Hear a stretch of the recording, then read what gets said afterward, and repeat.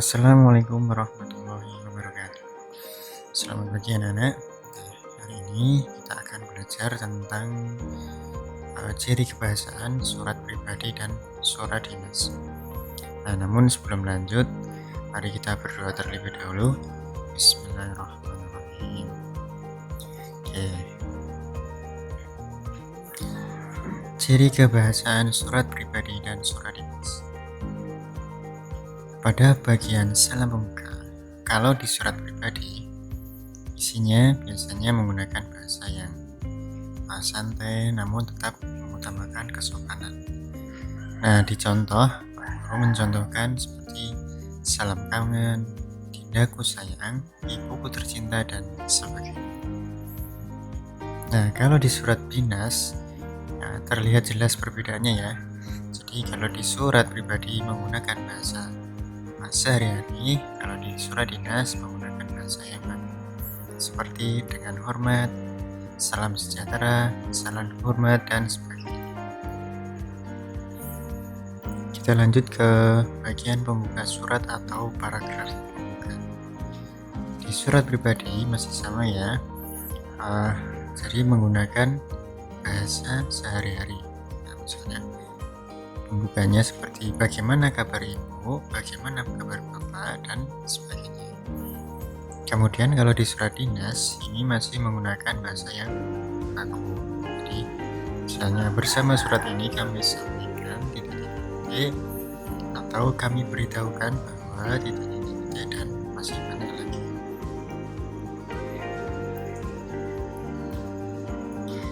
Di bagian yang ketiga yaitu isi surat. Isi atau inti surat adalah pokok pikiran yang menuangkan maksud dan tujuan dari penulisan surat. Nah, banyaknya isi surat bergantung kebutuhan dan banyaknya pembicaraan.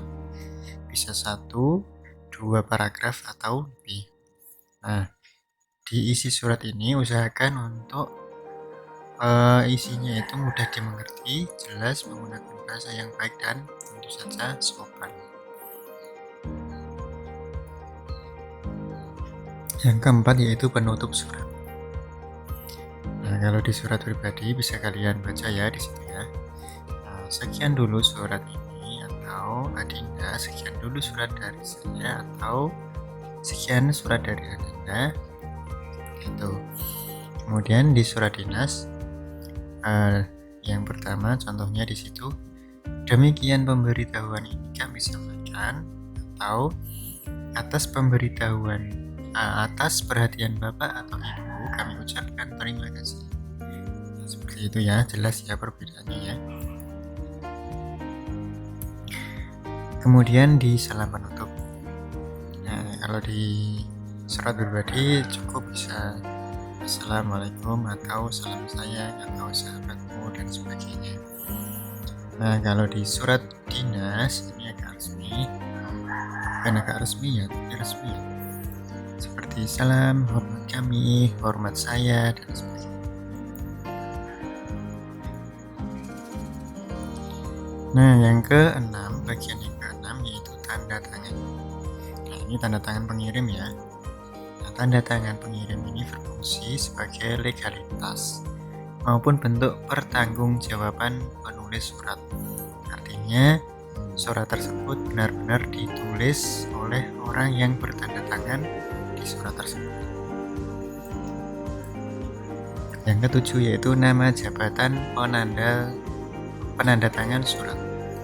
Nah, nama jabatan penanda tangan surat ini berfungsi sebagai identitas jabatan atau pangkat yang menandatangani atau penanggung jawab surat tersebut. Jika wewenang penanda tangan surat diberikan kepada pejabat lain untuk mewakili, maka surat tersebut dibubuhkan tanda tangan AN atau atas nama. Nah, contohnya bisa kalian lihat di situ ya.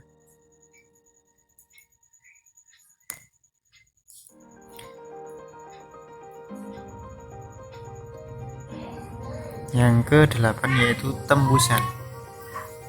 Tembusan berfungsi sebagai pemberitahuan apabila surat yang dikirimkan juga dikirim kepada pihak lain yang berkepentingan untuk memudahkan pemeriksaan administrasi. Nah, biasanya tembusan menggunakan kode CC atau carbon copy, atau dapat juga menggunakan tembusan disampaikan kepada begitu. Nah, contohnya kalian bisa lihat ya di bawahnya ya.